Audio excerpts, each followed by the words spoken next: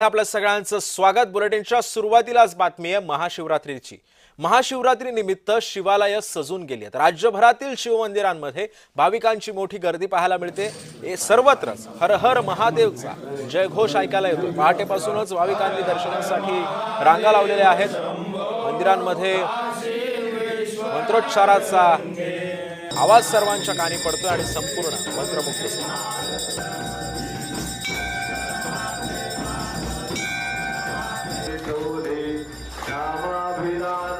महाशिवरात्री निमित्त राज्यभरातील शिवमंदिरं ही सजलेली आहेत। आकर्षक फुलांची सजावट मंदिरांना करण्यात आलेली आहे।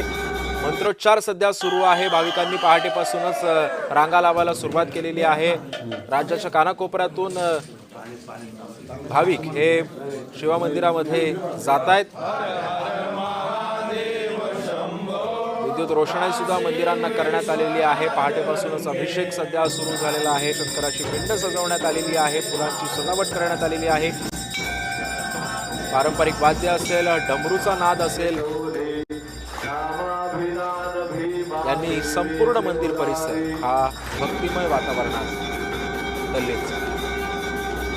हर हर महादेवच्या जयघोषानं संपूर्ण मंदिर परिसर हा दणाणून गेलेला आहे। भाविकांनी सुद्धा पहाटेपासूनच शंकर मंदिरामध्ये रांगा लावलेल्या आहेत।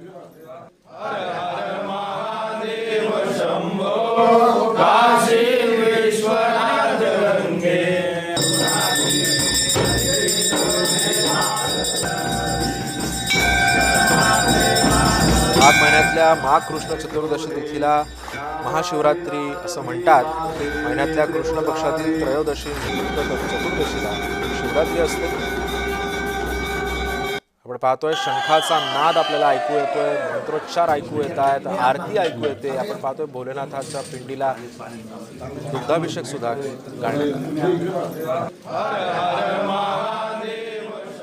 या हवनामध्ये या होमात्मक लघुरुद्रामध्ये सहभागी होणार आहेत आणि त्याचबरोबर नंतर संध्याकाळी सांस्कृतिक कार्यक्रम आणि त्याचबरोबर मृत्युंजय जाप असा कार्यक्रम या इकडे आयोजित होणार आहे। महाशिवरात्री निमित्त महादेवाकडे काय नेमकं मागणं आपण मागितलेलं?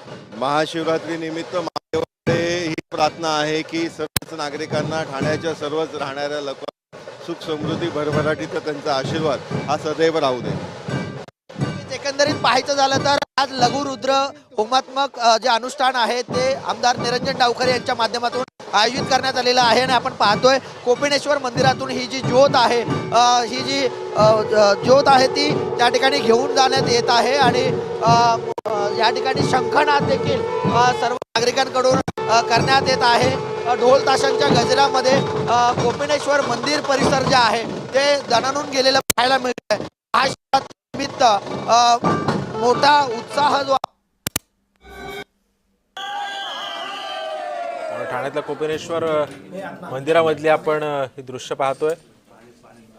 निरंजन डावखरे सध्या तिथे लघुरुद्र करण्यासाठी पोहोचले होते। ढोल ताशांचा गजर आपल्याला या ठिकाणी पाहायला मिळतो आणि या संदर्भामध्ये अधिक माहिती जाणून घेऊयात। माझा सहकारी मनोज दयाळकर सध्या आपल्या सोबत आहे। मनोज, आज महाशिवरात्रीचा उत्साह सर्वत्र राज्यभर आपल्याला पाहायला मिळतो। राज्यभरातील महादेवाची मंदिरं ही गजबजून गेलेली आहेत। फुलांची आकर्षक सजावट करण्यात आलेली आहे। तू कोणत्या शिवमंदिरामध्ये आता आहेस आणि आता तिथलं वातावरण कसं आहे? नक्कीच सिद्धेश, आपण या ठिकाणी बघितलं मी आता बाबूनाथ मंदिर या ठिकाणी आहे। या ठिकाणी मोठ्या संख्येने भाविकांची सकाळी पहाटेपासून आपण बघतो या ठिकाणी मोठ्यात मोठ्या रांग लागलेली आहे आणि या ठिकाणी एकच जयघोष दिसून येत आहे। बम बम भोले जय शिव शंकर या ठिकाणचा जयघोष या ठिकाणी दिसून येत आहे आणि आपण आपल्यासोबत महाराज देखील आहेत। महत्व किती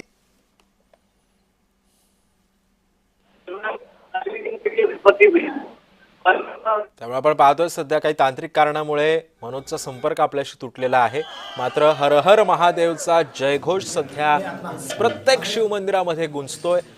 महादेवाच्या पिंडीला पहाटेच दुग्धाभिषेक करण्यात आला।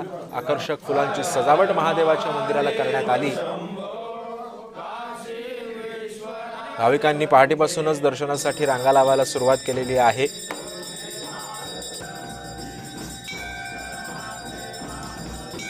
फाल्गुन महिन्याच्या कृष्ण पक्षाच्या चतुर्दशी तारखेला महाशिवरात्री साजरी केली जाते। धार्मिक मान्यतेनुसार महाशिवरात्रीच्या दिवशी भगवान शिव प्रथमच निराकार रूपामध्ये प्रकट झाले होते आणि त्याच दिवशी भगवान शिव आणि देवी पार्वती यांचा विवाहही झाला होता।